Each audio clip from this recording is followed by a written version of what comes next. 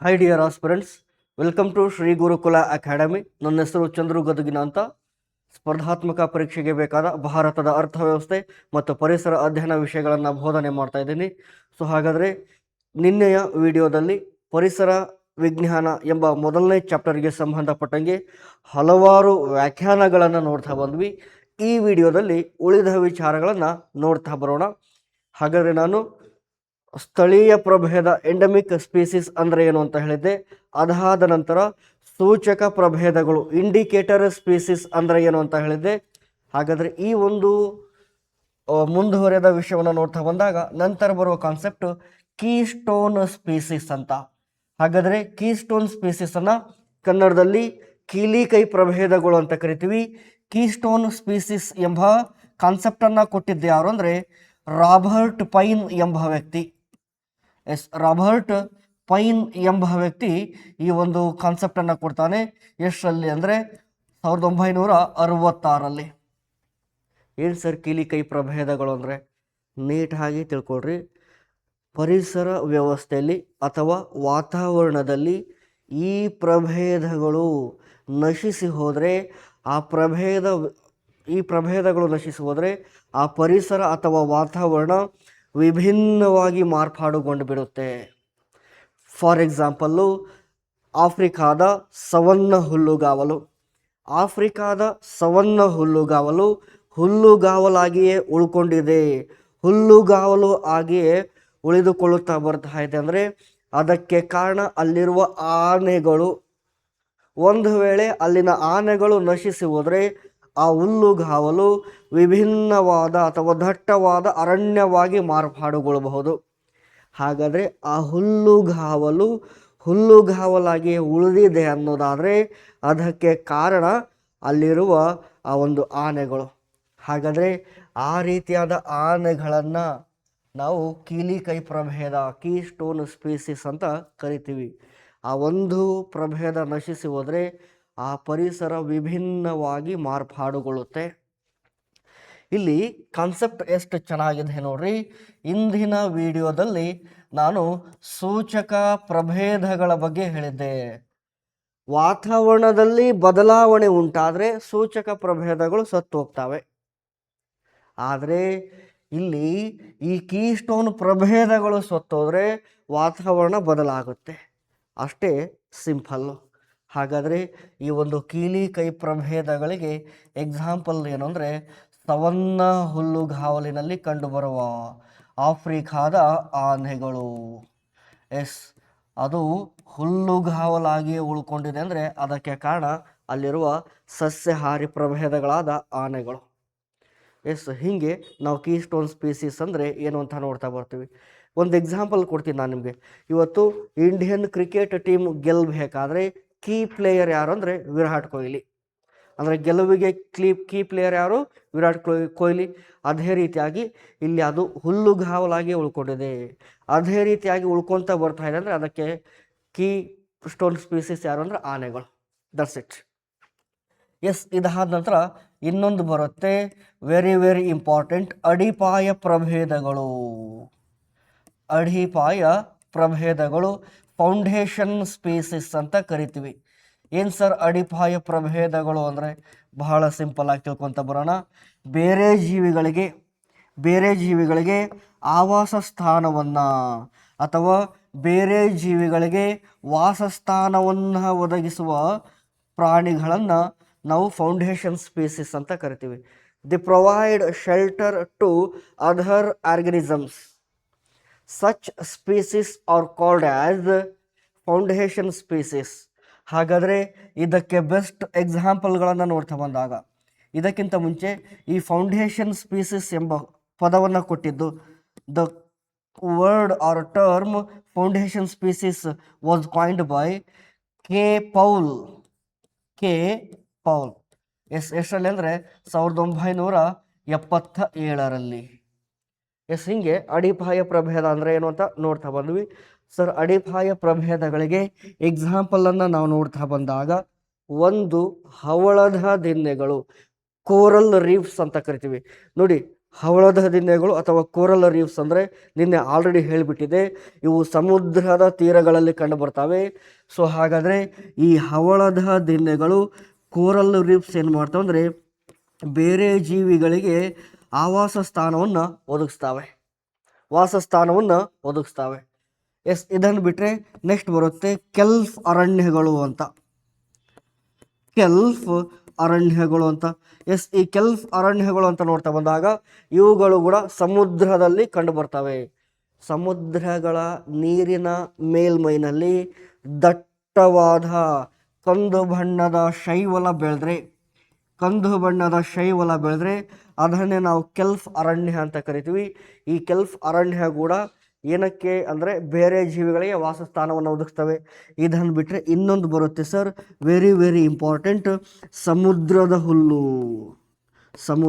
ಹುಲ್ಲು sea gross ಅಂತ ಕರಿತೀವಿ. ಈ ಸಮುದ್ರದ ಹುಲ್ಲು ನೀರಿನಲ್ಲಿರುವ ಒಂದು ಜಾತಿಯ ಹುಲ್ಲು. ಇದು ಕೂಡ ದಟ್ಟವಾಗಿ ಬೆಳ್ಕೊಂಡು ಬೇರೆ ಜೀವಿಗಳಿಗೆ ವಾಸಸ್ಥಾನವನ್ನು ಒದಗಿಸುತ್ತೆ. ಇದರ ಜೊತೆಗೆ ಸ್ವಲ್ಪ ಎಕ್ಸ್ಟ್ರಾ ವಿಚಾರಗಳನ್ನು ಕಲಿಯೋದಾದರೆ, ಈ ಸಮುದ್ರದ ಹುಲ್ಲು ಇದೆಲ್ಲ ನೀರಿನ ಆಳದಲ್ಲಿ ಇದ್ಕೊಂಡು ಕಾರ್ಬನ್ ಡೈಆಕ್ಸೈಡನ್ನು ಹೀರಿಕೊಂಡು ಆಹಾರವನ್ನು ತಯಾರಿಸಿಕೊಂಡು ಏನನ್ನ ಹೊರ ಹಾಕುತ್ತೆ ಅಂದರೆ ಆಕ್ಸಿಜನನ್ನು ಹೊರ ಹಾಕ್ತವೆ. ಈ ಆಕ್ಸಿಜನ್ನು ನೀರಿನಲ್ಲಿಯೇ ಉಳ್ಕೊಳ್ಳುತ್ತೆ. ಈ ಸಮುದ್ರದ ಹುಲ್ಲು ಆಕ್ಸಿಜನನ್ನು ಹೊರ ಹಾಕುವ ಪ್ರಮಾಣ ಹೆಚ್ಚಿನ ಪ್ರಮಾಣವಾಗಿರುತ್ತೆ. ಹೆಚ್ಚಿನ ಪ್ರಮಾಣದಲ್ಲಿ ಆಕ್ಸಿಜನನ್ನು ಹೊರ ಹಾಕ್ತವೆ. ಹಾಗಾಗಿ ಸಮುದ್ರದ ಹುಲ್ಲುಗಳನ್ನು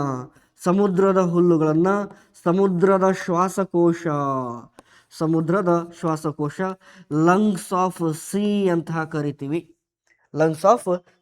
ಕರಿತೀವಿ. ಭಾರತದ ಭೂಪ್ರದೇಶವನ್ನು ನಾವು ನೋಡ್ತಾ ಬಂದಾಗ ಎರಡು ಸ್ಥಳಗಳಲ್ಲಿ ಸಮುದ್ರದ ಹುಲ್ಲುಗಳು ಕಂಡು ಬರ್ತವೆ. ಒಂದು ಯಾವುದು ಅಂದರೆ ನೀಟಾಗಿ ನೋಡ್ಕೊತ ಬರ್ರಿ, ಗಲ್ಫ್ ಆಫ್ ಮನ್ನಾರ್.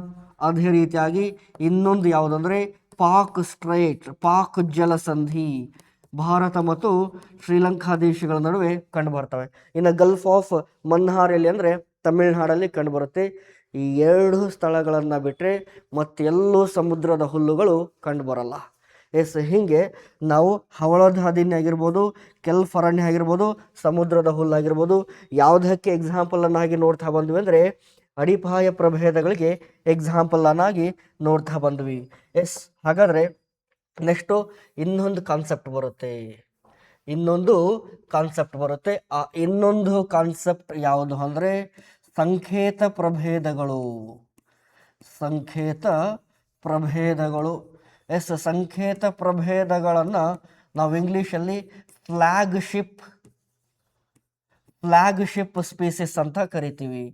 ಏನು ಸರ್ ಸಂಕೇತ ಪ್ರಭೇದಗಳು ಅಥವಾ ಫ್ಲ್ಯಾಗ್ಶಿಪ್ ಸ್ಪೀಸಿಸ್ ಅಂದರೆ? ಏನಿಲ್ಲ, ಪರಿಸರ ಅಥವಾ ವಾತಾವರಣದಲ್ಲಿನ ನಿರ್ದಿಷ್ಟ ವಿಷಯಗಳನ್ನು, ನಿರ್ದಿಷ್ಟ ಚಳುವಳಿಗಳನ್ನು ಅಥವಾ ನಿರ್ದಿಷ್ಟ ಏನಾದರೂ ವಿಷಯಗಳಿದ್ದರೆ ಅವುಗಳನ್ನು ಪ್ರಭೇದಗಳ ಮೂಲಕ ಸೂಚಿಸ್ತೀವಿ, ಪ್ರಭೇದಗಳ ಮೂಲಕ ತೋರಿಸ್ತೀವಿ. ಸೊ ಅಂತಹ ಪ್ರಭೇದಗಳನ್ನು ನಾವು ಏನಂತ ಕರಿತೀವಿ ಅಂದರೆ ಸಂಕೇತ ಪ್ರಭೇದಗಳು ಅಂತ ಕರಿತೀವಿ. For example the great Indian bustard ಅಂತ ಬರುತ್ತೆ. ಇದನ್ನು ತೋರಿಸಿದ್ರೆ ಹುಲ್ಲುಗಾವಲನ್ನು ಇಂಡಿಕೇಟ್ ಮಾಡ್ದಂಗೆ. ಹುಲ್ಲುಗಾವಲುಗಳನ್ನು ಇಂಡಿಕೇಟ್ ಮಾಡೋಕ್ಕೆ ದ ಗ್ರೇಟ್ ಇಂಡಿಯನ್ ಬಸ್ಟಾರ್ಡನ್ನು ನಾವು ತೋರಿಸ್ತೀವಿ. ಅಂದರೆ ಇದು ಒಂದು ಇಂಡಿಕೇಟರ್ ಸ್ಪೀಸಿಸ್, ಸಂಕೇತ ಪ್ರಭೇದ ಅಂತ. ಅದೇ ರೀತಿಯಾಗಿ ಇವಾಗ ಈ ನಮ್ಮ ದೈತ್ಯ ಪಾಂಡ, ಪೆಂಗ್ವಿನ್ ಅನ್ನೋದಕ್ಕಿಂತ ದೈತ್ಯ ಪಾಂಡ, ಗ್ಯಾಂಟ್ ಪಾಂಡ.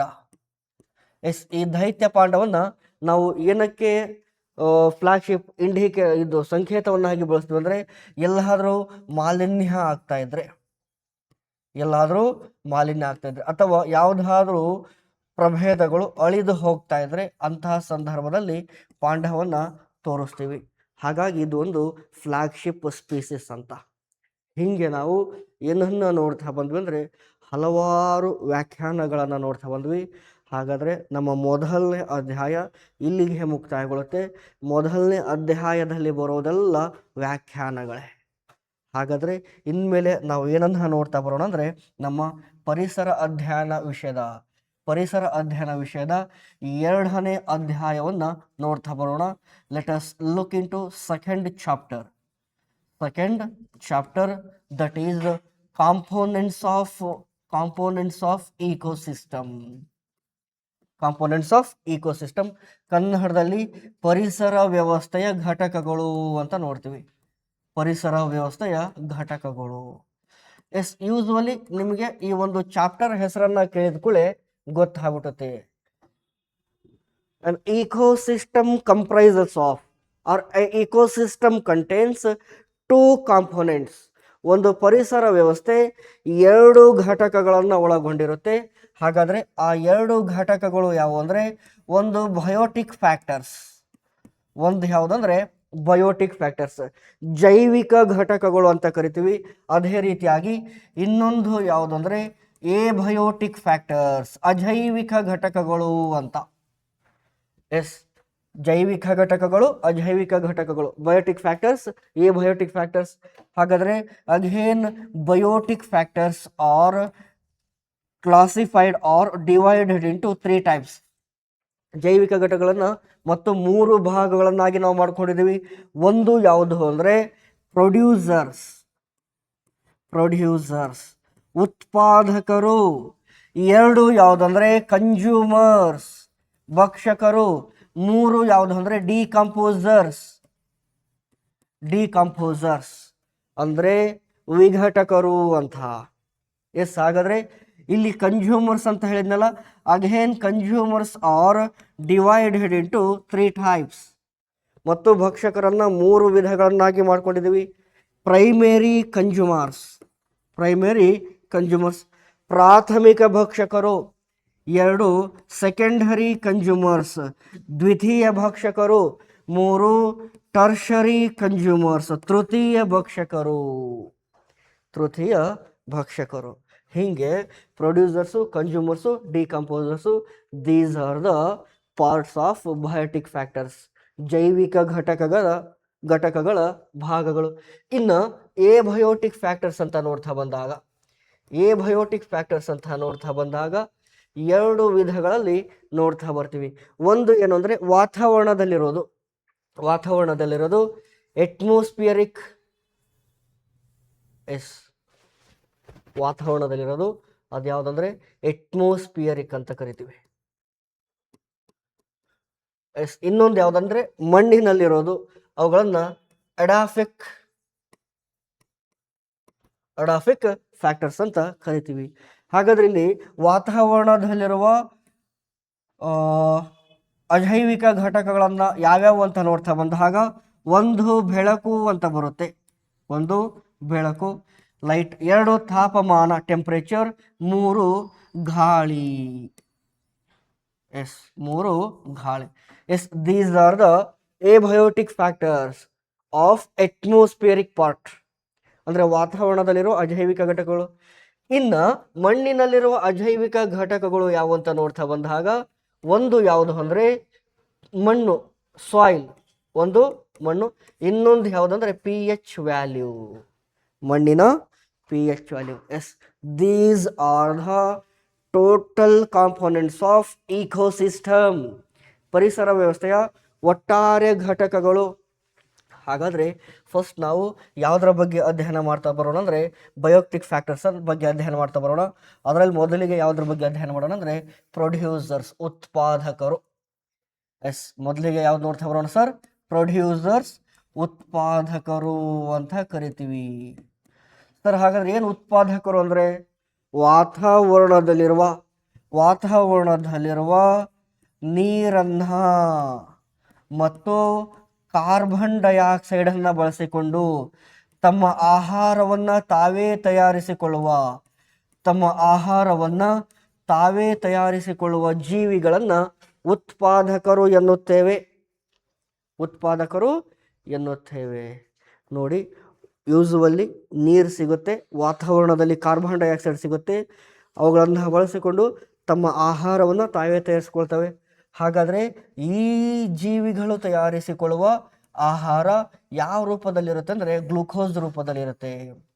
ಇಂತಹ ಜೀವಿಗಳನ್ನೇ ನಾವು ಉತ್ಪಾದಕರು ಅಂತ ಕರಿತೀವಿ. ಉತ್ಪಾದಕರು ಅಂತ ಕರಿತೀವಿ. ಇಲ್ಲಿ ಇನ್ನೊಂದು ವಿಚಾರ ನಿಮಗೆ ಗೊತ್ತಿರಬೇಕು. ಈ ಜೀವಿಗಳು ತಮ್ಮ ಆಹಾರಕ್ಕಾಗಿ ಬೇರೆಯವರ ಮೇಲೆ ಅವಲಂಬನೆಯಾಗಿರುವುದಿಲ್ಲ. ತಮ್ಮ ಆಹಾರಕ್ಕಾಗಿ ಬೇರೆಯವರ ಮೇಲೆ ಅವಲಂಬನೆಯಾಗಿರುವುದಿಲ್ಲ. ಹಾಗಾಗಿ ಈ ಜೀವಿಗಳನ್ನು ಸ್ವಪೋಷಕರು ಎಂದು ಸಹ ಕರೆಯುತ್ತೇವೆ. ಸ್ವಪೋಷಕರು ಅಂದರೆ ಅಟೋಟ್ರೋಪ್ಸ್. ಸ್ವಪೋಷಕರು ಅಂದರೆ ಅಟೋಟ್ರೋಪ್ಸ್. ಹಾಗಾದರೆ ಪ್ರೊಡ್ಯೂಸರ್ಸ್ ಅಂದ್ರೆ ಒಂದೇ, ಅಟೋಟ್ರೋಪ್ಸ್ ಅಂದ್ರೆ ಒಂದೇ, ಉತ್ಪಾದಕರು ಅಂದ್ರೆ ಒಂದೇ, ಸ್ವಪೋಷಕರು ಅಂದರೂ ಒಂದೇ.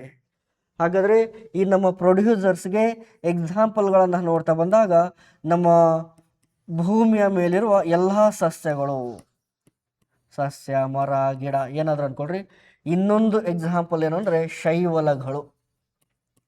ಶೈವಲಗಳು ಇದನ್ನು ಆಡು ಭಾಷೆಯಲ್ಲಿ ಪಾಚಿ ಅಂತ ಕರಿತೀವಿ, ಇಂಗ್ಲೀಷಲ್ಲಿ ಅಲ್ಗೆ ಅಂತೀವಿ, ಅಲ್ಗೆ ಅಂತ ಕರಿತೀವಿ. ಹಾಗಾದರೆ ಇವುಗಳು ಕೂಡ ಏನು ಅಂದರೆ ಯಾವುದಕ್ಕೆ ಎಕ್ಸಾಂಪಲ್ ಅಂದರೆ ಉತ್ಪಾದಕರುಗಳಿಗೆ ಎಕ್ಸಾಂಪಲ್ಲು. ಕ್ಲಿಯರ್ ಆಗಿದೆ ಅನ್ಕೊಳ್ತೀನಿ. ಇನ್ನು ಪ್ರೊಡ್ಯೂಸರ್ಸ್ ಅನ್ನ ಬಿಟ್ಟರೆ ನೆಕ್ಸ್ಟ್ ಬರೋದು ಯಾವುದಂದ್ರೆ ಕನ್ಸ್ಯೂಮರ್ಸ್. ಕನ್ಸ್ಯೂಮರ್ಸ್ ಅಂದರೆ ಭಕ್ಷಕರು. ಭಕ್ಷಕರು. ಹಾಗಾದ್ರೆ ಏನು ಸರ್ ಭಕ್ಷಕರು ಅಂದರೆ? ತಮ್ಮ ಆಹಾರಕ್ಕಾಗಿ ಬೇರೆಯವರನ್ನ ಭಕ್ಷಣೆ ಮಾಡುವ ಜೀವಿಗಳನ್ನು, ಭಕ್ಷಕರು ಎಂದು ಕರೆಯುತ್ತೇವೆ. Consumers are those who predate on others. That's it. ಹಾಗಾದ್ರೆ ಇವುಗಳಿಗೆ ಇನ್ನೊಂದು ಹೆಸರು ಇದೆ. They depend on others for their food. ತಮ್ಮ ಆಹಾರಕ್ಕಾಗಿ ಇವುಗಳು ಬೇರೆಯವರ ಮೇಲೆ ಅವಲಂಬನೆಯಾಗಿರ್ತವೆ. ಹಾಗಾಗಿ ಇವುಗಳನ್ನು ಪರಪೋಷಕರು ಎಂದು ಸಹ ಕರೆಯುತ್ತೇವೆ. ಹೆಟೆರೋಟ್ರೋಪ್ಸ್ ಅಂತೀವಿ. ಹೆಟೆರೋಟ್ರೋಪ್ಸ್ ಪರಪೋಷಕರು. ಹಾಗಾದ್ರೆ ಇಲ್ಲಿ ಕನ್ಸ್ಯೂಮರ್ಸ್ ಅಂದ್ರು ಒಂದೇ, ಹೆಟೆರೋಟ್ರೋಪ್ಸ್ ಅಂದ್ರು ಒಂದೇ. ಸರ್ ಹಾಗಾದ್ರೆ ಇದಕ್ಕೆ ಎಕ್ಸಾಂಪಲನ್ನು ಒಂದೊಂದೇ ನಾನು ಕೊಡ್ತಾ ಬರ್ತೀನಿ. ಫಸ್ಟು ಇದರಲ್ಲ ಎಷ್ಟು ವಿಧ ಇದೆ ಅಂದರೆ 3 ವಿಧ ಇದೆ. 2A ಅಂತ ಬರಿತೀನಿ. ಅದರಲ್ಲಿ ಯಾವುದು ಅಂದರೆ ಪ್ರಾಥಮಿಕ ಭಕ್ಷಕರು, ಪ್ರೈಮರಿ ಕನ್ಸ್ಯೂಮರ್ಸ್ ಅಂತ ಕರಿತೀವಿ. ಪ್ರಾಥಮಿಕ ಭಕ್ಷಕರು, ಪ್ರೈಮರಿ ಕನ್ಸ್ಯೂಮರ್ಸ್. ಹಾಗಂದ್ರೆ ಏನು ಸರ್? ಏನಿಲ್ಲ, ಸಸ್ಯಗಳನ್ನು ತಿಂದು ಜೀವಿಸುವ ಜೀವಿಗಳನ್ನು ಪ್ರಾಥಮಿಕ ಭಕ್ಷಕರು ಅಂತ ಕರಿತೀವಿ. ಹಾಗಾದ್ರೆ primary consumers are those who consume only plants. ಹಾಗಾದ್ರೆ ಪ್ರಾಥಮಿಕ ಭಕ್ಷಕರು ಅಂದ್ರೆ ಏನು ಅನ್ನೋದು ಗೊತ್ತಾಗಿದೆ ಅನ್ಕೊಳ್ತೀನಿ. ಸರ್ ಹಾಗಾದ್ರೆ ಪ್ರಾಥಮಿಕ ಭಕ್ಷಕರನ್ನ ನಾವು ಸಸ್ಯಾಹಾರಿಗಳು ಎಂದು ಸಹ ಕರೆಯುತ್ತೇವೆ. ಏನಂತ ಕರಿತೀವಿ? ಸಸ್ಯಾಹಾರಿಗಳು ಎಂದು ಸಹ ಕರಿತೀವಿ. ಹಾಗಾದ್ರೆ ವೆಜಿಟೇರಿಯನ್ಸ್ ಅಂತ ಹೇಳಬಾರ್ದು, ಇಲ್ಲಿ ಹರ್ಬಿವೋರ್ಸ್ ಅಂತ ಕರಿಬೇಕು. ಹಾಗಾದ್ರೆ ಇಲ್ಲಿ ಗೊತ್ತಾಗಿದೆ ಅನ್ಕೊಳ್ತೀನಿ. ಸಸ್ಯಗಳನ್ನು ತಿಂದು ಜೀವಿಸುವ ಜೀವಿಗಳನ್ನ ಪ್ರಾಥಮಿಕ ಭಕ್ಷಕರು ಅಂತ ಕರಿತೀವಿ. ಇವುಗಳಿಗೆ ಇಂಗ್ಲಿಷಲ್ಲಿ ಇನ್ನೊಂದು ಹೊರಡಿದೆ, ಹರ್ಬಿವೋರ್ಸ್, ಸಸ್ಯಾಹಾರಿಗಳು. ಹಾಗಾದ್ರೆ ಉದಾಹರಣೆಯನ್ನ ನೋಡ್ತಾ ಬಂದಾಗ ಆನೆ ಬಂತೊಂದಾನೆ, ಮೊಲ. ನೋಡಿ ನಿಮ್ಗೆ ಏನು ಬೇಕನ್ಸುತ್ತೆ ಅದು ಬರ್ಕೋರಿ. Next 2B. ನೆಕ್ಸ್ಟ್ ಏನಂದ್ರೆ 2B, ಅದು ಏನಂದ್ರೆ ದ್ವಿತೀಯ ಭಕ್ಷಕರು, ಸೆಕೆಂಡರಿ ಕನ್ಸ್ಯೂಮರ್ಸ್ ಅಂತ ಕರಿತೀವಿ. ಏನ್ ಸರ ದ್ವಿತೀಯ ಭಕ್ಷಕರು ಅಂದ್ರೆ? ಸಸ್ಯಾಹಾರಿ ಜೀವಿಗಳನ್ನ ತಿಂದು ಜೀವಿಸುವ ಜೀವಿಗಳನ್ನ ನಾವೇನಂತ ಕರಿತೀವಿ ಅಂದ್ರೆ ದ್ವಿತೀಯ ಭಕ್ಷಕರು ಅಂತ ಕರಿತೀವಿ. Secondary consumers are those who predate on primary consumers or herbivores. Yes, ಹಾಗಾದರೆ ಇಲ್ಲಿ ನಿಮಗೆ ಏನು ಅಂತ ಅರ್ಥ ಆಗಿದೆ ಅನ್ಕೊಳ್ತೀನಿ. ಉದಾಹರಣೆಯನ್ನು ನೋಡ್ತಾ ಬಂದಾಗ ಹುಲಿ, ಸಿಂಹ. ಎಸ್, ಇಲ್ಲಿ ಇನ್ನೊಂದು ನಾವು ಎಕ್ಸಾಂಪಲನ್ನು ತಗೋಬೋದು. ಇಲ್ಲಿ ಪ್ರಾಥಮಿಕ ಭಕ್ಷಕರಿಗೆ ಬೆಸ್ಟ್ ಎಕ್ಸಾಂಪಲ್ ಯಾವುದಂದ್ರೆ ಕಪ್ಪೆ. ಯಾವುದು? ಕಪ್ಪೆ. ಯಾಕಂದ್ರೆ ಕಪ್ಪೆ ಅಂತ ಮಿಡತೆ ಗ್ರಾಸ್ ಹಾಪರ್ ಅಂತ ಕರಿತೀವಿ. ಮಿಡತೆ ಏನನ್ನ ತಿನ್ನುತ್ತೆ? ಹುಲ್ಲನ್ನ ತಿನ್ನುತ್ತೆ. ಎಸ್, ಇಲ್ಲಿ ದ್ವಿತೀಯ ಭಕ್ಷಕರಲ್ಲಿ ಮತ್ತೆ ನಾವು ಯಾವ್ದನ್ನ ತಗೋಬಹುದು ಅಂದ್ರೆ ಕಪ್ಪೆಯನ್ನ ತಗೋಬಹುದು. ಯಾಕಂದ್ರೆ ಕಪ್ಪೆ ಏನನ್ನ ತಿನ್ನುತ್ತೆ ಅಂದ್ರೆ ಮಿಡತೆಯನ್ನ ತಿನ್ನುತ್ತೆ. ಎಸ್, ಇನ್ನ 2C ಅಂತ ಬರುತ್ತೆ, ತೃತೀಯ ಭಕ್ಷಕರು ಟರ್ಷರಿ ಕನ್ಸ್ಯೂಮರ್ಸ್. ಏನ್ ಸರ್ ಹಿಂಗಂದ್ರೆ ಏನಿಲ್ಲ, ದ್ವಿತೀಯ ಭಕ್ಷಕರನ್ನ ತಿಂದು ಜೀವಿಸುವ ಜೀವಿಗಳನ್ನ ನಾವು ತೃತೀಯ ಭಕ್ಷಕರು ಅಂತ ಕರಿತೀವಿ. ಉದಾಹರಣೆಗೆ ಹಾವು ಏನನ್ನ ತಿನ್ನುತ್ತೆ? ಕಪ್ಪೆನ ತಿನ್ನುತ್ತೆ. ಅದನ್ನ ಬಿಟ್ರೆ ಹದ್ದು, ಅದನ್ನ ಬಿಟ್ರೆ ಗರುಡ. ಇವೆಲ್ಲ ತೃತೀಯ ಭಕ್ಷಕರಿಗೆ ಎಕ್ಸಾಂಪಲ್. ಎಸ್, ಕ್ಲಿಯರ್ ಆಯ್ತಾ ಸರ್? ಹಾಗಾದ್ರೆ ಪ್ರಾಥಮಿಕ ಭಕ್ಷಕ, ದ್ವಿತೀಯ ಭಕ್ಷಕ, ತೃತೀಯ ಭಕ್ಷಕ ಎಲ್ಲರನ್ನ ನೋಡಿದ್ವಿ. ಮಾನವ ಸಸ್ಯವನ್ನು ತಿಂತಾನೆ, ಪ್ರಾಣಿಯನ್ನು ತಿಂತಾನೆ. ಹಾಗಾದ್ರೆ ಮಾನವ ಯಾವುದಕ್ಕೆ example? Yes, human being is example for omnivores ಅಂದ್ರೆ ಮಿಶ್ರಹಾರಿಗಳು ಅಂತೀವಿ. ಎಸ್, ಮಿಶ್ರಹಾರಿಗಳು ಅಂತ ಕರಿತೀವಿ. ಸಿಂಪಲ್. ಎಸ್, ಇದನ್ನು ಬಿಟ್ರೆ ನೆಕ್ಸ್ಟ್ ಬರೋದು ಏನಂದ್ರೆ ಡಿಕಂಪೋಸರ್ಸ್, ವಿಘಟಕರು.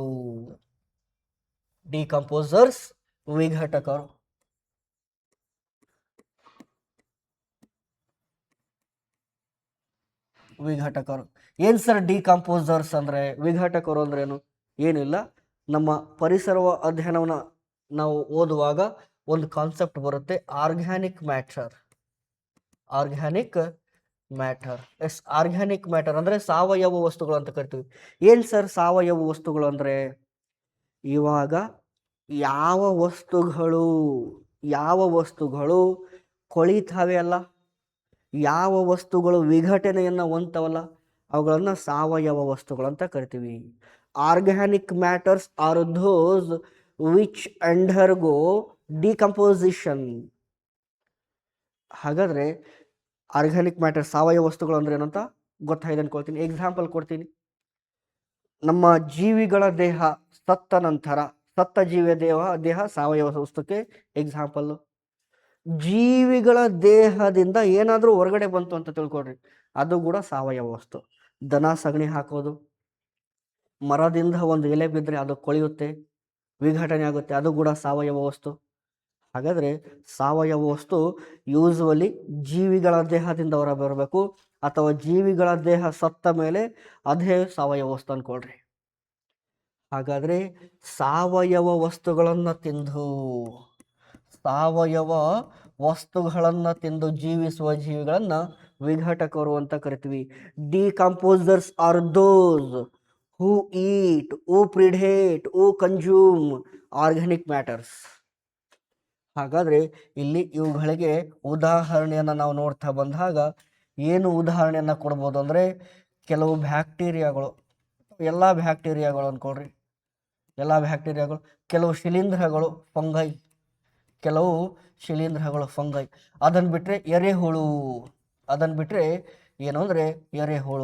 ಎರೆಹುಳು ಕೂಡ ಯಾವುದಕ್ಕೆ ಬೆಸ್ಟ್ ಎಕ್ಸಾಂಪಲ್ ಅಂದ್ರೆ ಡಿಕಂಪೋಸರ್ಸ್ಗೆ ಬೆಸ್ಟ್ ಎಕ್ಸಾಂಪಲ್. ಯಾಕಂದ್ರೆ ಎರೆಹುಳುಗಳು ಏನನ್ನ ತಿನ್ನುತ್ತೆ? ಸಾವಯವ ವಸ್ತುಗಳನ್ನ ತಿನ್ನುತ್ತೆ. ಎಸ್, ಕ್ಲಿಯರ್ ಆಗಿದೆ ಅನ್ಕೊಳ್ತೀನಿ. ಹಿಂಗೆ ನಾವು ಏನನ್ನ ನೋಡ್ತಾ ಬಂದ್ವಿ? ಡಿಕಂಪೋಸರ್ಸ್ ಅನ್ನ ನೋಡ್ತಾ ಬಂದ್ವಿ. ಇಲ್ಲಿವರೆಗೂ ಪರಿಸರ ವ್ಯವಸ್ಥೆಯಲ್ಲಿನ ಜೈವಿಕ ಘಟಕಗಳನ್ನ ನೋಡ್ತಾ ಬಂದ್ವಿ. ಸರ್, ಯಾಕೆ ಜೈವಿಕ ಘಟಕಗಳು ಅನ್ನೋದು important? Why biotic factors are important? Yes, ಯಾಕೆ ಇಷ್ಟು ನೀಟಾಗಿ ನಾನು ನಿಮ್ಗೆ ಹೇಳಿದೆ ಅಂದರೆ, ಮುಂದೆ ಏನು ಬರುತ್ತೆ ಅಂದರೆ ನ್ಯೂಟ್ರಿಷನ್ ಲೆವೆಲ್, ಪೋಷಣಾ ಸ್ತರಗಳು ಅಂತ ಬರುತ್ತೆ. ನ್ಯೂಟ್ರಿಷನ್ ಲೆವೆಲ್ಸ್ ಅಂತ ಕರಿತೀವಿ. ಈ ಪೋಷಣಾ ಸ್ತರದಲ್ಲಿ ನ್ಯೂಟ್ರಿಷನ್ ಲೆವೆಲಲ್ಲಿ ಬೇಸ್ ಯಾರು ಫಾರ್ಮ್ ಮಾಡ್ತಾರೆ ಅಂದರೆ ಪ್ರೊಡ್ಯೂಸರ್ಸ್, ಉತ್ಪಾದಕರು ಅಂದರೆ ಸಸ್ಯಗಳು.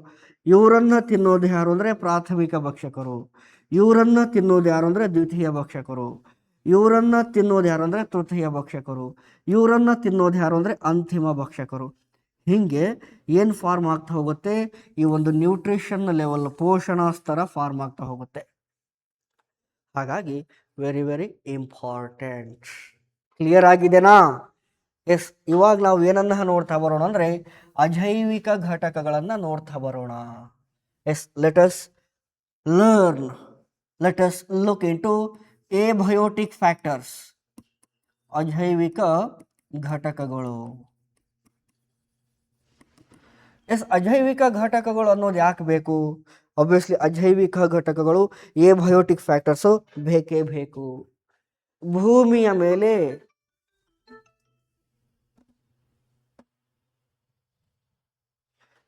ಭೂಮಿಯ ಮೇಲೆ ಇವತ್ತಿಗೆ ಜೀವಿಗಳು ಹರಡಿಕೊಂಡಿದ್ದಾವೆ, ಜೀವಿಗಳ ಹಂಚಿಕೆಯಾಗಿದೆ ಅಂದರೆ ಅದಕ್ಕೆ ಕಾರಣ ಈ ಅಜೈವಿಕ ಘಟಕಗಳು. ಎಬಯೋಟಿಕ್ factors perform major role in the spread of living organisms, in the evolution of living organisms. ನಾನು ನಿನ್ನೆ ಹೇಳಿದ್ದೆ, ಭೂಮಿ ಮೇಲೆ ಜೀವಿಗಳು ಹುಟ್ಕೊಂಡಿದ್ದಾವೆ ಅಂದರೆ ಕಾರಣನೇ ಜಲಗೋಳ, ವಾಯುಗೋಳ, ಶಿಲಾಗೋಳ ಮತ್ತು ಅಜೈವಿಕ ಘಟಕಗಳೇ. ಹಾಗಾದರೆ ಮೊದಲನೇ ಒಂದು ಅಜೈವಿಕ ಘಟಕ ಯಾವುದಂದರೆ ಬೆಳಕು. ಎಸ್, ಬೆಳಕು. ಕನ್ನಡದಲ್ಲಿ ಬೆಳಕು, ಇಂಗ್ಲೀಷಲ್ಲಿ ನಾವು ಇದನ್ನು ಲೈಟ್ ಅಂತ ಕರಿತೀವಿ. ಲೈಟ್ ಅಂತ ಕರಿತೀವಿ ಸರ್. ಬೆಳಕು ಅನ್ನೋದು ವೆರಿ ವೆರಿ ಇಂಪಾರ್ಟೆಂಟ್. ಯಾಕೆ ಇಂಪಾರ್ಟೆಂಟ್ ಅಂದರೆ ಇಲ್ಲಿ ಜಸ್ಟ್ ನಿಮಗೆ ಒಂದು ಎಕ್ಸಾಂಪಲ್ ಹೇಳ್ಬಿಡ್ತೀನಿ ನೋಡ್ರಿ.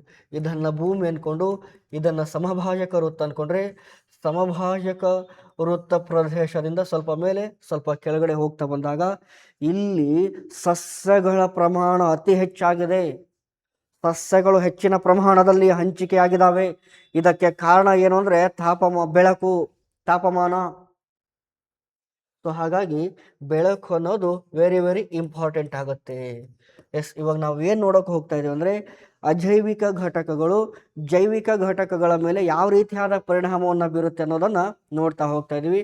ಹಾಗಾದರೆ ಅದರಲ್ಲಿ ಮೊದಲನೇದು ಏನಂದರೆ ಬೆಳಕು ಎಂಬ ಅಜೈವಿಕ ಘಟಕ ಜೈವಿಕ ಘಟಕಗಳ ಮೇಲೆ ಯಾವ ರೀತಿಯಾದ ಪರಿಣಾಮವನ್ನು ಬೀರುತ್ತೆ ಅನ್ನೋದನ್ನು ನೋಡ್ತಾ ಬರೋಣ.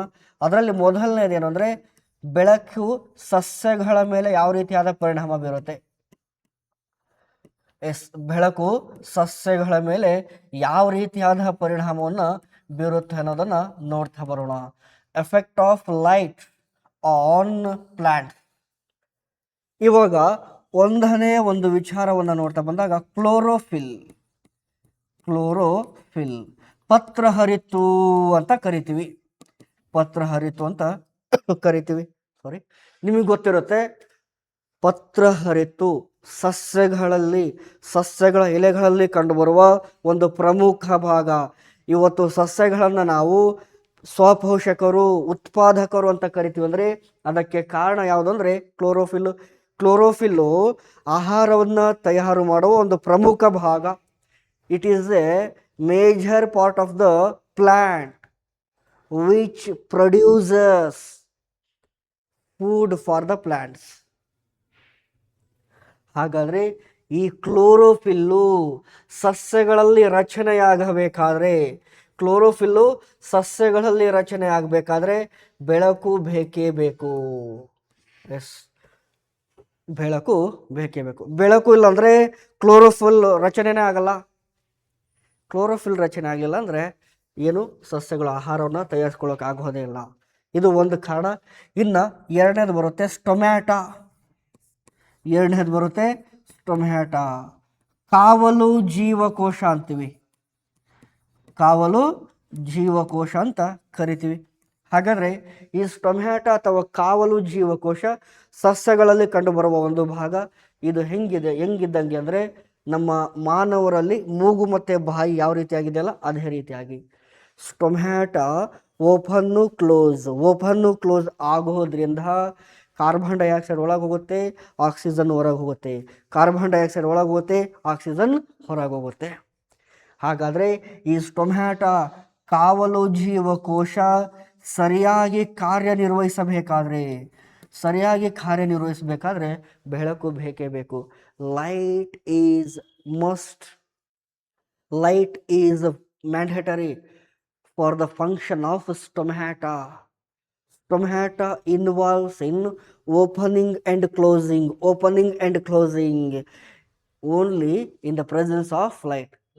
Say ಅಂದ್ರೆ ಅನ್ಕೊಳ್ಳಿ, say there is no light, stomata goes shut down, ಮಲ್ಕೊಂಡು ಬಿಡ್ತಾವೆ. ಅಂದರೆ ಸ್ಟೊಮ್ಯಾಟ ಕಾರ್ಯವನ್ನು ನಿರ್ವಹಿಸಬೇಕಾದ್ರೆ ಬೆಳಕು ಬೇಕೇ ಬೇಕು. ಬೆಳಕು ಇಲ್ಲಾಂದರೆ ಸ್ಟೊಮ್ಯಾಟ ಜೈ ಹಿಂದ್ ಭಾರತ್ ಬಂದ್. ಕ್ಲಿಯರ್ ಆಯ್ತಾ?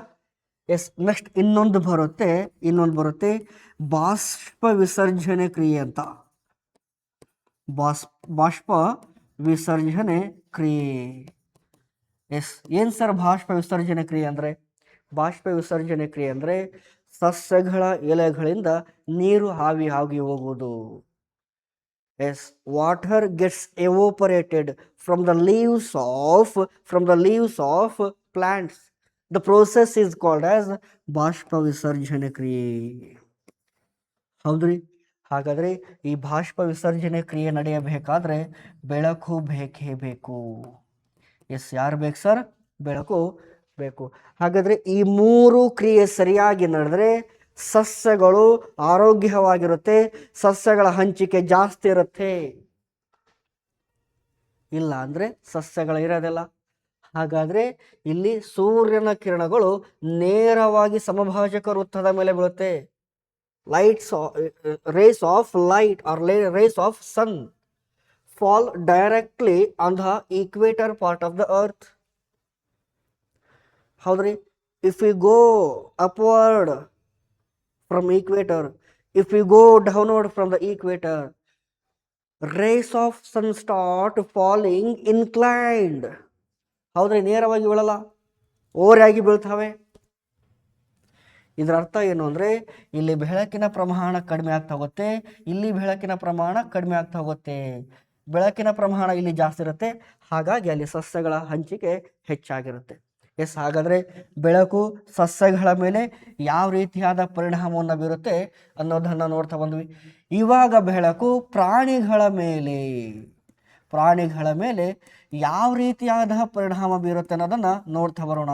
Effect of light on animals. ಹಾಗಾದರೆ ಒಂದನೇದು ಏನು ಅಂತ ನೋಡ್ತಾ ಬಂದಾಗ metabolism activities.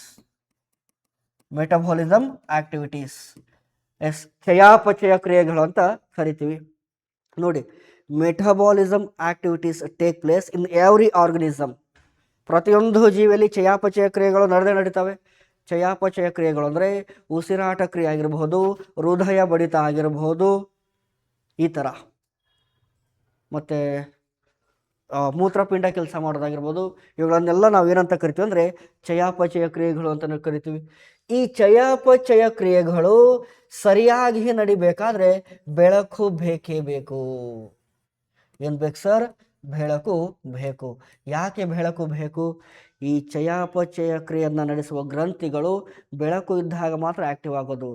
Glands are parts of the body which involve in metabolism activities only activated at the presence of light. So ಹಾಗಾಗಿ ಇವುಗಳು ಬೇಕೇ ಬೇಕು. ಎಸ್, ಇದನ್ನು ಬಿಟ್ಟರೆ ನೆಕ್ಸ್ಟ್ ನೋಡ್ರಿ, ಪಕ್ಷಿಗಳು. ಏನು ಸರ್? ಪಕ್ಷಿಗಳು. ಹಾಗಾದರೆ ಪಕ್ಷಿಗಳು ಲೈಂಗಿಕ ಕ್ರಿಯೆಯನ್ನು ನಡೆಸಬೇಕಾದ್ರೆ ಬೆಳಕು ಬೇಕೇ ಬೇಕು. ಬೆಳಕಿನ ಪ್ರೆಸೆನ್ಸಲ್ಲಿ ಮಾತ್ರ ಪಕ್ಷಿಗಳ ಲೈಂಗಿಕ ಗ್ರಂಥಿಗಳು ಆಕ್ಟಿವ್ ಆಗ್ತವೆ. ಬೆಳಕಿದ್ರೆ ಮಾತ್ರ ಲೈಂಗಿಕ ಕ್ರಿಯೆ ನಡೆಯುತ್ತೆ, ಮರಿಗಳು ಹುಟ್ಟುಕೊಳ್ಳುತ್ತೆ. ಸೊ ಹಾಗಾದರೆ ಇಲ್ಲಿ ಪಕ್ಷಿಗಳಿಗೂ ಕೂಡ ಬೆಳಕು ಅನ್ನೋದು ವೆರಿ ವೆರಿ ಇಂಪಾರ್ಟೆಂಟು. ಆದರೆ ಇದು ಎಲ್ಲಿ ವಿರೋಧವಾಗಿರುತ್ತೆ ಅಂದರೆ ಮಾನವರಲ್ಲಿ ವಿರೋಧವಾಗಿರುತ್ತೆ. ಬೆಳಕು ಇದೆ ಅಂದರೆ ನಮ್ಮ ಲೈಂಗಿಕ ಗ್ರಂಥಿಗಳು ಅಷ್ಟೇನು ಬೇಗ ಆಕ್ಟಿವೇಟ್ ಆಗಲ್ಲ, ಸ್ಲೋ ಆಗಿ ನಡೆಯುತ್ತೆ ಪ್ರೋಸೆಸ್ಸು. ಇನ್ನೊಂದು ವಿಚಾರ, ನಾನು ಕೆಲವು ವಿಚಾರಗಳನ್ನು, ಕೆಲವು ಪದಗಳನ್ನು ಓಪನ್ ಆಗಿ ಮಾತಾಡಲೇಬೇಕಾಗತ್ತೆ. You people shouldn't hesitate. ಹಾಂ, ಎಸ್, ಹೀಗೆ ಬೆಳಕು ಅನ್ನೋದು ನೋಡ್ತಾ ಬಂದ್ವಿ. ಇದನ್ನು ಬಿಟ್ಟರೆ ಇಲ್ಲಿ ಇನ್ನೂ ಕೆಲವು ಕಾನ್ಸೆಪ್ಟ್ಗಳು ಬರುತ್ತೆ. ಆ ಒಂದು ಕಾನ್ಸೆಪ್ಟ್ ಏನಂದರೆ ಫೋಟೋಟಾಕ್ಸಿಸ್ ಅಂತ. ಏನು ಸರ್ ಫೋಟೋಟಾಕ್ಸಿಸ್ ಅಂದರೆ?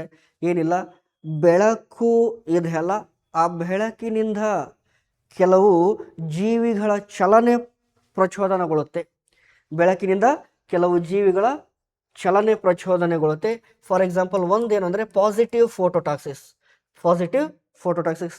ಯಾವುದಾದ್ರೂ ಜೀವಿಗಳು ಬೆಳಕು ಇರುವ ಕಡೆಗೆ ಓಡಿ ಹೋದರೆ, ಬೆಳಕಿನ ಕಡೆಗೆ ಚಲನೆಯನ್ನು ನಡೆಸಿದರೆ ಅದನ್ನು ಪಾಸಿಟಿವ್ ಫೋಟೋಟಾಕ್ಸಿಸ್ ಅಂತ ಕರಿತೀವಿ. ಎಕ್ಸಾಂಪಲ್ ಏನಂದರೆ ಯೂಗ್ಲಿನಾ. ಈ ಯೂಗ್ಲಿನಾ ಇದೆಯಲ್ಲ, ಎಲ್ಲಿ ಬೆಳಕಿರುತ್ತಲ್ಲ ಆ ಕಡೆ ನಡೆಯುತ್ತೆ. They start moving towards light. The phenomenon is called as positive phototaxis. ಇನ್ನೊಂದು ಬರುತ್ತೆ ನೆಗೆಟಿವ್ ಫೋಟೋಟಾಕ್ಸಿಸ್, ಋಣಾತ್ಮಕ ಫೋಟೋಟಾಕ್ಸಿಸ್. Some organisms, some animals start moving against light. ಕೆಲವು ಜೀವಿಗಳು ಬೆಳಕಿನ ವಿರುದ್ಧ ನಡ್ಕೊಂಡು ಹೋಗ್ತವೆ. ಫಾರ್ ಎಕ್ಸಾಂಪಲ್, ಬಸವನ ಹುಳು ಸ್ನೇಲ್. ಎಸ್, ನೋಡಿ, ಎಲ್ಲ ಬಹಳ ಚೆನ್ನಾಗಿರೋ ಕಾನ್ಸೆಪ್ಟು. ಇವನ್ನೆಲ್ಲ ನೀವು ನೆನ್ಪಿಟ್ಕೋಬಾರ್ದು, ತಿಳ್ಕೋಬೇಕು. ಅಂದರೆ ಸ್ಪರ್ಧಾತ್ಮಕ ಪರೀಕ್ಷೆಯಲ್ಲಿ ಎರಡು ರೀತಿಯ ವಿಷಯಗಳು ಬರ್ತವೆ. ಒಂದು ನೆನ್ಪಿಟ್ಕೊಳ್ಳುವಂಥ ವಿಷಯಗಳು, ಇನ್ನೊಂದು ತಿಳ್ಕೊಳ್ಳೋ ಅಂಥ ವಿಷಯಗಳನ್ನು ಹೆಂಗೆ ತಿಳ್ಕೊಬೇಕಂದ್ರೆ, ಒಂದು ಸರಿ ತಿಳ್ಕೊಂಡ ಮೇಲೆ ಮರಿಬಾರ್ದು. ಪದೇ ಅವುಗಳನ್ನೇ ಓದ್ಕೊತ, ಪದೇ ಅವುಗಳನ್ನೇ ರಿವಿಷನ್ ಮಾಡ್ಕೊತ ಕೂಡಬಾರ್ದು. ಹಂಗೆ ನೀವು ತಿಳ್ಕೋಬೇಕು. ಎಸ್, ಕ್ಲಿಯರ್ ಆಗಿದೆ ಅಂದ್ಕೊಳ್ತೀನಿ. ಸೊ ಹೀಗೆ ನಾವು ಈ ಒಂದು ವಿಚಾರವನ್ನು ನೋಡ್ತಾ ಬಂದ್ವಿ. ಇಲ್ಲಿ ಇನ್ನೊಂದು ಕಾನ್ಸೆಪ್ಟ್ ಬರುತ್ತೆ, ಫೋಟೋ ಪಿರಿಯಾಡಿಸಮ್ ಅಂತ. ಇದಕ್ಕೆ ಕನ್ನಡ ಪದ ಏನಂದರೆ ದ್ವಿತಿ ಅವಧಿ ಗಣನೆ. ಏನು ಸರ್ ಹಿಂಗಂದ್ರೆ? ಸಿಂಪಲ್ ಆಗಿ ತಿಳ್ಕೊಳ್ರಿ. ಬೆಳಕು ಆ ಜೀವಿಗಳ ಮೇಲೆ ಎಷ್ಟು ದೀರ್ಘಾವಧಿಯವರೆಗೂ ಬೀಳುತ್ತೆ ಎನ್ನುವುದನ್ನು ಆಧರಿಸಿ ಆ ಜೀವಿಗಳು ಮೆಚೂರಿಟಿಗೆ ಬರ್ತವೆ. ಮೆಚೂರಿಟಿ ಅಂದರೆ ಪಕ್ವತೆ ಅಥವಾ ಪ್ರಬುದ್ಧತೆ. ಹೌದ್ರಿ?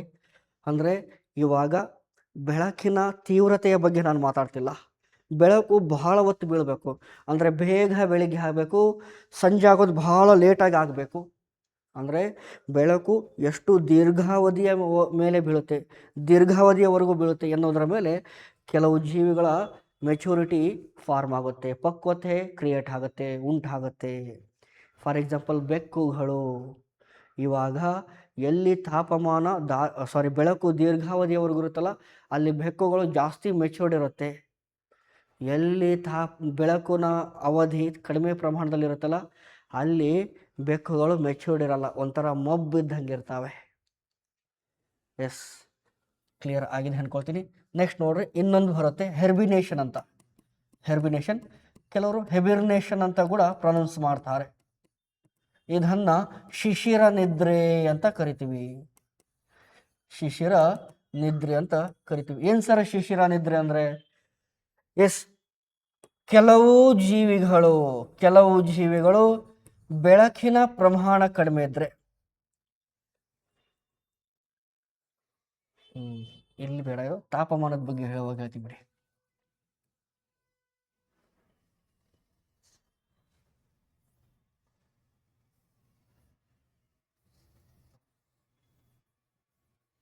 ನೆಕ್ಸ್ಟ್ ತಾಪಮಾನದ ಬಗ್ಗೆ ಹೇಳುವಾಗ ಹೇಳ್ತೀನಿ. ಸೊ ಹೀಗೆ ನಾವು ಬೆಳಕಿಗೆ ಸಂಬಂಧಪಟ್ಟ ವಿಚಾರಗಳನ್ನು ನೋಡ್ತೀವಿ.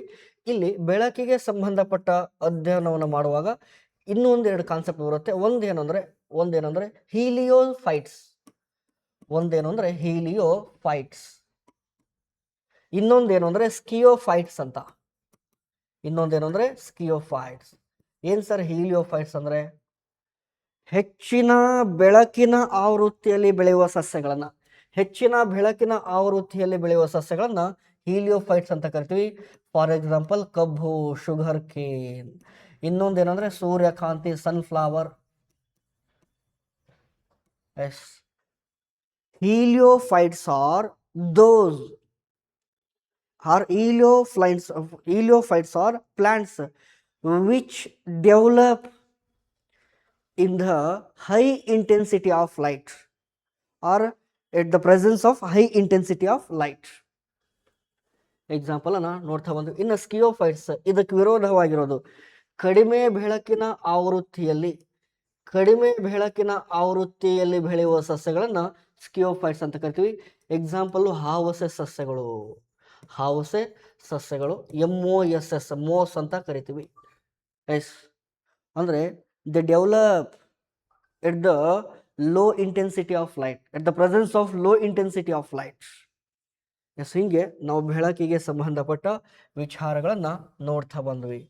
ಎಸ್, ಹಾಗಾದರೆ ಒಂದು ಅಜೈವಿಕ ಘಟಕ ಬೆಳಕು, ಇನ್ನೊಂದು ಎರಡನೇದು ಯಾವುದಂದ್ರೆ ತಾಪಮಾನ.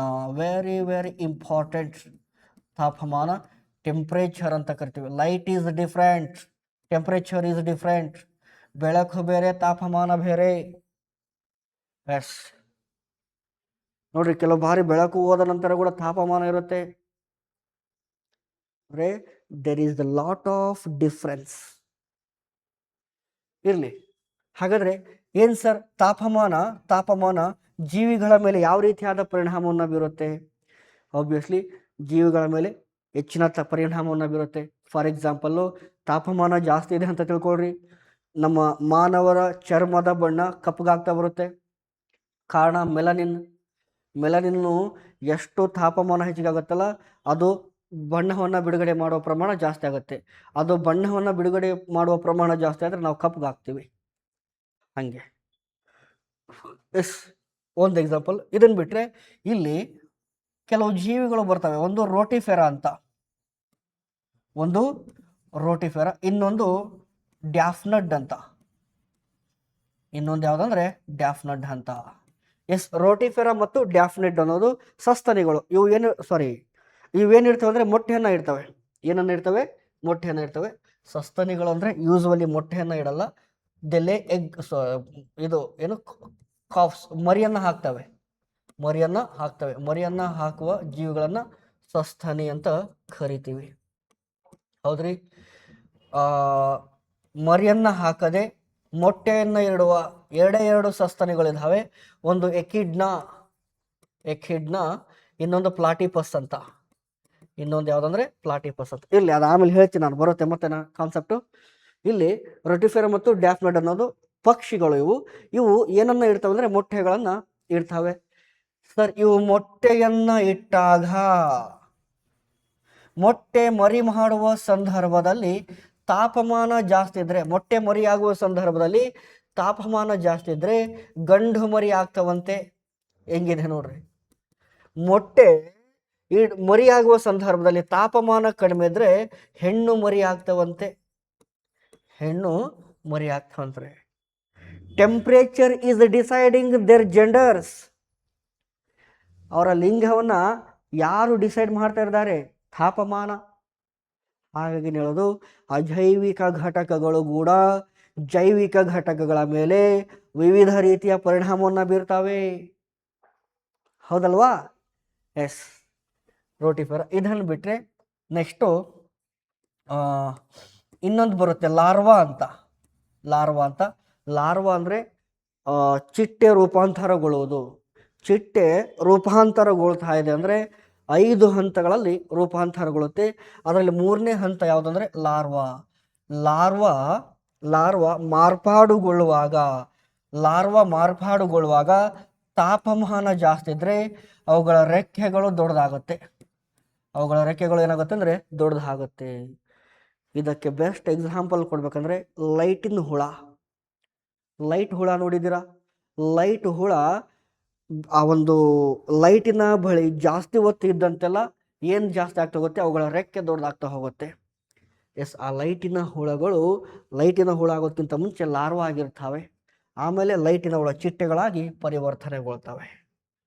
S, clear ಆಗಿದೆನಾ? ಇದನ್ನು ಬಿಟ್ರೆ ಇವಾಗ ನೋಡೋಣ ನೋಡ್ರಿ, ಹೆಬಿರ್ನೇಷನ್ ಅಂತ ಕೂಡ ಪ್ರೊನೌನ್ಸ್ ಮಾಡ್ತಾರೆ. ಇದನ್ನ ಕನ್ನಡದಲ್ಲಿ ಶಿಶಿರ ನಿದ್ರೆ ಅಂತೀವಿ, ಶಿಶಿರ ನಿದ್ರೆ ಅಂತ ಕರಿತೀವಿ. ಏನ್ ಸರ್ ಹೆಬಿರ್ನೇಷನ್ ಅಂದ್ರೆ? ಕೆಲವು ಜೀವಿಗಳು ತಾಪಮಾನ ಕಡಿಮೆ ಇದ್ದಾಗ ತಮ್ಮ ಚಯಾಪಚಯ ಕ್ರಿಯೆಗಳ ಪ್ರಮಾಣವನ್ನ ಅಥವಾ ಸ್ಪೀಡನ್ನು ಕಡಿಮೆ ಮಾಡ್ಕೊಳ್ತಾವೆ. ಈ ತಾಪಮಾನ ಕಡಿಮೆ ಇದೆ ಅಂತ ತಿಳ್ಕೊಳ್ರಿ, ಹೃದಯ ಬಡಿತ ಸ್ಲೋ ಆಗುತ್ತೆ, ಉಸಿರಾಟ ಕ್ರಿಯೆ ಸ್ಲೋ ಆಗುತ್ತೆ. ಅದನ್ನೇ ನಾವು ಏನಂತ ಕರಿತೀವಿ ಅಂದರೆ ಶಿಶಿರ ನಿದ್ರೆ ಅಂತ ಕರಿತೀವಿ. ಅಂದರೆ ಶಿಶಿರ ನಿದ್ರೆಗೆ ಜಾರಿಧಾವೆ ಅಂತ ಅರ್ಥ. ಎಸ್, ಇನ್ನೊಂದು ಬರುತ್ತೆ ಎಸ್ಟಿವೇಶನ್, ವಸಂತ ನಿದ್ರೆ. ಮತ್ತು ಈಗ ಸದ್ಯ ಟ್ರೆಂಡಿಂಗಲ್ಲಿದೆ ವಸಂತ ಅಂತ, ಆ ವಸಂತ ಅನ್ಕೊಂಡಿರ ಅಲ್ಲ, ಈ ವಸಂತ. ಏನು ಸರ್ ವಸಂತ ನಿದ್ರೆ ಅಂದರೆ? ತಾಪಮಾನ ಹೆಚ್ಚಿಗೆ ಇದ್ದಾಗ ಕೆಲವು ಜೀವಿಗಳ ಚಯಾಪಚಯ ಕ್ರಿಯೆ ಏನಾಗುತ್ತಂದ್ರೆ ಚಯಾಪಚಯ ಕ್ರಿಯೆಯ ದರ ಏನಾಗುತ್ತಂದ್ರೆ ಕಡಿಮೆ ಆಗುತ್ತೆ. The rate of metabolism activities gone decrease at high temperature. The process or phenomenon is called as estivation. ಇದನ್ನೇ ನಾವು ಏನಂತ ಕರಿತೀವಿ ಅಂದರೆ ಎಸ್ಟಿವೇಶನ್ ಅಂತ ಕರಿತೀವಿ. ಎಸ್, ಕ್ಲಿಯರ್ ಆಗಿದೆನಾ? ಎಸ್, ಬಹಳ ಈಸಿ ಕಾನ್ಸೆಪ್ಟ್ಗಳು ಸರ್ ಇವೆಲ್ಲ. ಎಸ್, ಇನ್ನು ತಾಪಮಾನ ಏನು ಮಾಡುತ್ತಂದರೆ ರೂಪಾಂತರದ ಮೇಲೆ ಕೂಡ ಪರಿಣಾಮವನ್ನು ಬೀರುತ್ತೆ. ಈ ತಾಪಮಾನ ರೂಪಾಂತರದ ಮೇಲೆ ಯಾವ ರೀತಿಯಾದ ಪರಿಣಾಮವನ್ನು ಬೀರುತ್ತೆ ಅನ್ನೋದಕ್ಕೆ ಕೆಲವು ನಿಯಮಗಳಿದ್ದಾವೆ. ಅದರಲ್ಲಿ ಫಸ್ಟ್ ಬರೋದು ಯಾವುದಂದ್ರೆ ಅಲನ್ಸ್ ನಿಯಮ ಅಂತ. ಎಸ್, ಫಸ್ಟ್ ಬರೋದು ಯಾವುದಂದ್ರೆ ಅಲನ್ಸ್ ನಿಯಮ. ಎಸ್, ಹಾಗಾದ್ರೆ ಏನ್ ಸರ್ ಅಲನ್ಸ್ ನಿಯಮ ಅಂದ್ರೆ? ಎಲ್ಲಿ ತಾಪಮಾನ ಜಾಸ್ತಿ ಇರುತ್ತಲ್ಲ ಅಂತಹ ಸ್ಥಳಗಳಲ್ಲಿ ಕೆಲವು ಜೀವಿಗಳ ಬಾಲ, ಮೂಗು ದೊಡ್ಡದಾಗಿರುತ್ತೆ. ಎಲ್ಲಿ ತಾಪಮಾನ ಕಡಿಮೆ ಇರುತ್ತಲ್ಲ ಅಂತಹ ಸ್ಥಳಗಳಲ್ಲಿ ಕೆಲವು ಜೀವಿಗಳ ಬಾಲ ಅಥವಾ ಮೂಗು ಆಗಿರ್ಬೋದು ಸಣ್ಣದಾಗಿರ್ತವೆ. ಇದನ್ನೇ ಅಲನ್ಸ್ ನಿಯಮ ಅಂತ ಕರಿತೀವಿ. ಕ್ಲಿಯರ್ ಆಯ್ತಾ? ಇನ್ನೊಂದು ಎರಡನೇದು ಬರುತ್ತೆ ಬರ್ಗ್ಸ್ ನಿಯಮ.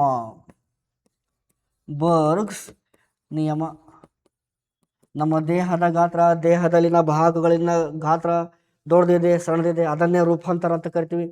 ನೆಕ್ಸ್ಟ್ ನೋಡ್ರಿ ಬರ್ಗ್ಸ್ ನಿಯಮ. ಏನ್ ಸರ್ ಬರ್ಗ್ಸ್ ನಿಯಮ ಅಂದ್ರೆ? ಯಾವ ಪ್ರದೇಶಗಳಲ್ಲಿ ತಾಪಮಾನ ಜಾಸ್ತಿ ಇರುತ್ತಲ್ಲ ಅಂತಹ ಪ್ರದೇಶಗಳಲ್ಲಿ ಮಾನವರ ದೇಹ ಅಥವಾ ಜೀವಿಗಳ ದೇಹದ ಗಾತ್ರ ಸಣ್ಣದಾಗಿರುತ್ತೆ. ಎಲ್ಲಿ ತಾಪಮಾನ ಕಡಿಮೆ ಇರುತ್ತಲ್ಲ ಅಂತಹ ಸ್ಥಳಗಳಲ್ಲಿ ಮಾನವರಾಗಿರ್ಬೋದು ಬೇರೆ ಜೀವಿಗಳಾಗಿರ್ಬೋದು ಅವುಗಳ ದೇಹದ ಗಾತ್ರ ಏನಾಗಿರುತ್ತೆ ಅಂದ್ರೆ ದೊಡ್ಡದಾಗಿರುತ್ತೆ. ಇವಾಗ ಸಮಭಾಜಕ ವೃತ್ತದ ಕಡೆ ಹೋದ್ರೆ ಅಲ್ಲಿ ಆಫ್ರಿಕನ್ನರು ಕಂಡು ಬರ್ತಾರೆ. ಆಫ್ರಿಕನ್ನರ ದೇಹದ ಗಾತ್ರ ಅವ್ರು ಏನಾಗಿರ್ತಾರೆ ಅಂದ್ರೆ ಕುಳ್ಳಿರ್ತಾರೆ, ಅಲ್ಲ ಬಾಡಿ ದಪ್ಪ ಇದಿರ್ಬೋದು ಬಟ್ ಅವ್ರು ಕುಳುಕಿರ್ತಾರೆ. ಅದೇ ಆಸ್ಟ್ರೇಲಿಯಾ ಹೋಗ್ರಿ, ಅಮೇರಿಕಾ ಹೋಗ್ರಿ, ಮಕ್ಕಳು 6-7 ಅಡಿ ಇರ್ತಾರೆ. ಅಂದರೆ ಅರ್ಥ ಮಾಡ್ಕೋಬೇಕಾದ್ರೇನು, ಅಲ್ಲಿ ತಾಪಮಾನ ಕಡಿಮೆ ಇರುತ್ತೆ ಆದರೆ ಅವ್ರ ದೇಹದ ಗಾತ್ರ ಏನಾಗಿರುತ್ತೆ ದೊಡ್ಡದಾಗಿರುತ್ತೆ. ಇದನ್ನ ಬರ್ಗ್ಸ್ ನಿಯಮ ಅಂತಾರೆ. ಈ ರೀತಿಯಾಗಿ ತಾಪಮಾನ ರೂಪಾಂತರದ ಮೇಲೆ ಏನನ್ನ ಬೀರುತ್ತೆ ಅಂದರೆ ಪರಿಣಾಮವನ್ನು ಬೀರುತ್ತೆ. ಎಸ್, ಕ್ಲಿಯರ್ ಆಗಿದೆ ಅನ್ಕೊಳ್ತೀನಿ. ಎಸ್, ಇದನ್ನು ಬಿಟ್ಟರೆ ನೆಕ್ಸ್ಟ್ ನೋಡಿ,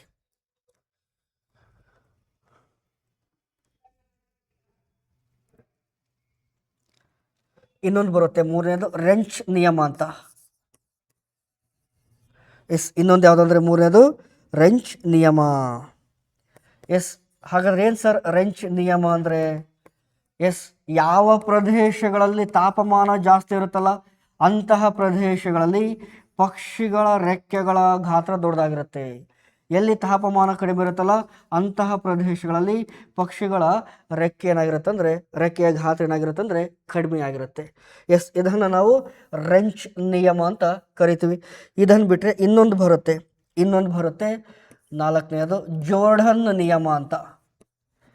ಇನ್ನೊಂದು ಯಾವುದಂದ್ರೆ ಜೋರ್ಡನ್ ನಿಯಮ. ಏನು ಸರ್ ಜೋರ್ಡನ್ ನಿಯಮ ಅಂದರೆ? ಎಸ್, ಎಲ್ಲಿ ತಾಪಮಾನ ಕಡಿಮೆ ಇರುತ್ತಲ್ಲ ಅಂತಹ ಸ್ಥಳಗಳಲ್ಲಿ ಮೀನುಗಳ ಬೆನ್ನೆಲುಬು ಜಾಸ್ತಿ ಇರುತ್ತಂತೆ. ಮೀನುಗಳ ಬೆನ್ನೆಲುಬಿನ ಗಾತ್ರ ಜಾಸ್ತಿ ಇರುತ್ತಂತೆ. ಸೊ ಹೀಗೆ ನಾವೇನು ನೋಡ್ತಾ ಬಂದ್ವಿ, ತಾಪಮಾನ ಯಾವ ರೀತಿಯಾದ ಪರಿಣಾಮವನ್ನು ಬೀರುತ್ತೆ ಪ್ರಾಣಿಗಳ ಮೇಲೆ ಎನ್ನುವುದನ್ನು ನೋಡ್ತಾ ಬಂದ್ವಿ.